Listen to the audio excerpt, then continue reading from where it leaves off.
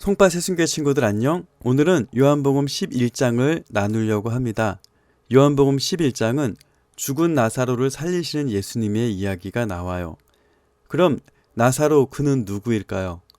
11장 1절에 나사로를 이렇게 소개합니다. 어떤 병자가 있으니, 병자래요. 이는 마리아와 그 자매 마르다의 마을 베다니에 있는 나사로라. 이 마리아는 예수님에게 향후 옷값을 깨뜨렸던 그 여자고요. 나사로는 그녀의 오빠라고 나오게 됩니다. 나사로는 무슨 연유인지 모르지만 여기서 병자라고 소개가 되어요. 그리고 예수님은 수많은 병자들을 고치신 이력이 있기 때문에 이 두 자매는 급히 예수님에게 사람을 보내어서 오빠가 위태롭다고 도와달라고 빨리 좀 와달라고 부탁을 해요. 그런데 예수님은 어떤 일인지 마리아와 마르다, 나사로 3남매를 아주 사랑하시는 분이었는데 예수님이 이 소식을 듣고도 곧바로 달려가지 않고 이틀을 지체하십니다. 그 이틀을 지체하는 시간 동안에 나사로는 병을 이기지 못하고 죽게 돼요. 그리고 예수님은 그제서야 나사로에게 가자며 제자들과 길을 나섭니다.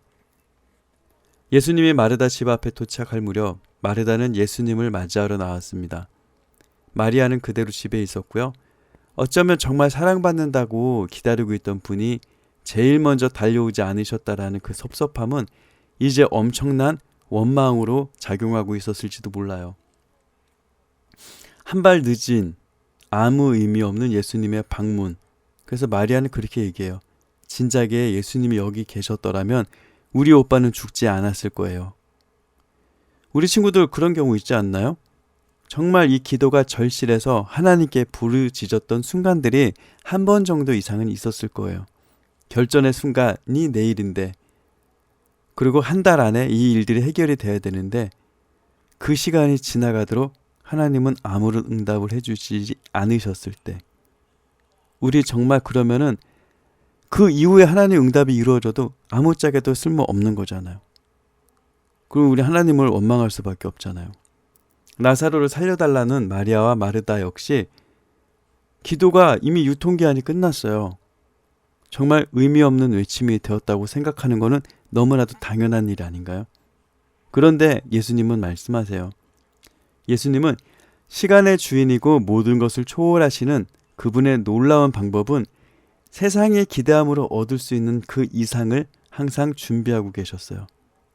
예수님은 스스로를 부활이요 생명이라고 말씀을 하세요. 예수님은 병만 정복하시는 것이 아니라 죽음마저도 정복하시는 분이라는 것을 오늘 본문 말씀을 통해서 선포하고 계십니다. 그런데 우리는 또 한편 그런 생각을 할 수 있어요. 예수님이 이 능력을 보이려고 나사로를 그럼 죽게 놔두셨다는 거야? 라는 생각을 할 수 있단 말이에요. 그런데 예수님은 자신의 죽음과 부활, 예수님이 실제로 우리 위해서 죽으시잖아요. 이미 죽음까지도 각오하셨던 거여서 예수님에게 죽음은 그렇게 물론 힘드신 거지만 죽음을 이기실 수 있는 분이시기 때문에 그 죽음은 큰 위협이 예수님한테 될 수는 없는 거예요. 그래서 예수님은 자신의 죽음과 부활을 선포하기 위해서 나사로와 함께 환상의 콤비네이션을 이루었던 거라고 보시면 됩니다. 세상 역사 가운데 가장 핵심의 여러분들이 그런 영화의 주인공과 콤비를 이루는 배역이라고 한번 생각을 해보세요. 그럼 얼마나 영광스러운 일일까요? 하지만 우리가 그런 배역을 맡으면서 나는 주인공의 들러리어라고 생각하는 사람은 아무도 없잖아요. 나사로가 그 집안에서 다시 죽었는데 살았다라는 소문이 나면은 많은 사람들은 거짓으로 꾸며놨다라고 얘기할 수도 있어요. 그냥 은밀한 얘기, 니네들이 하는 거짓말이야 라고 얘기할 수 있단 말이죠. 그런데 모든 사람의 보는 앞에서 돌문을 굴러내셨고 그리고 나사로를 불러내십니다. 장사된 지 사흘만이어서 썩은 냄새가 난다라고 얘기했었어요. 그런데 그 썩은 나사로를 예수님이 불러내시는 거예요. 그런데 그 썩은 나사로가 걸어 나왔죠. 이것은 하나님을 믿는 우리 성도들의 모습이기도 해요. 우리는 이러기에 죽음이 두렵지 않아요. 우리를 다시 살리신 하나님의 능력이 있는 그 능력이 약속된 사람들이기 때문에 사실 우리는 죽어도 하나님 앞에 다시 영원히 살 수 있는, 죽어도 다시 사는 능력을 가진 사람들이에요. 이 부르심은 나사로에게 있어서 죽음에서 생명으로 부르시는 것이었지만 어쩌면 마리아와 마르다에게는 잃어버린 꿈, 이제 더 이상 기대할 수 없는 슬픈 무덤이 되어버린 그 마음에 갇혀버린 거기에 잠들어 있는 꿈과 희망을 부르는 소리이기도 합니다.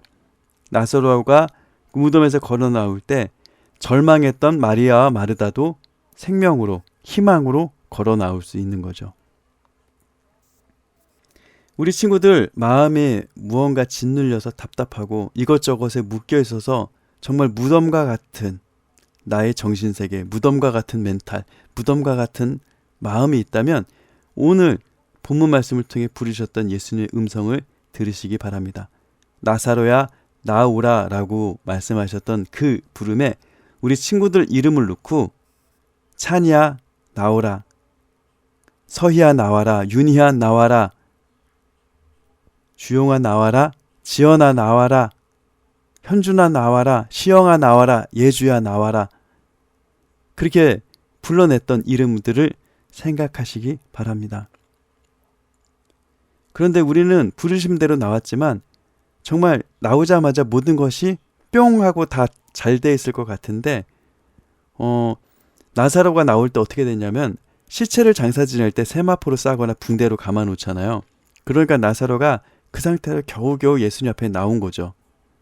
그때 우리도 교회를 다니고 예수님 앞에 나오지만 어쩌면 세상의 선입견에 묶여서 그리고 세상으로부터 받은 그런 가스라이팅 같은 걸로 자유하지 못한 경우가 많아요. 왠지 두렵고 무서워서 이거 하다 욕먹으면 어떡할까 하는 그런 억압 때문에 할 수 없는 것들이 있어요. 그때 44절에 보면 예수님은 말씀하십니다. 풀어놓아 다니게 하라. 그래서 나사로는 죽음이라고 억압하고 눌려있던 자신의 그 몸을 묶고 있던 모든 매듭들이 풀어지면서 자유롭게 돼요. 살았지만 거기에 묶여서 움직이지 못했던 나사로가 풀려졌던 것처럼 우리도 하나님 음성에 순종하고 나와 있지만 우리 스스로가 아직까지 묶여있는 것들이 있다는 거죠. 그것들을 풀어 헤치고 불가능이 아닌 가능으로 소망을 가지고 살아가는 우리 친구들이 되었으면 좋겠습니다. 다음 주가 성탄절이에요. 오늘 이 사건, 우리를 생명으로 부르시기 위해서 예수님은 똑같은 우리가 되기 위해서 아기 예수님으로 오시게 됩니다. 우리는 그 예수님의 오심을 기뻐하고 감사하고 성탄의 기쁨을 또 나누는 우리 친구들 되었으면 좋겠습니다.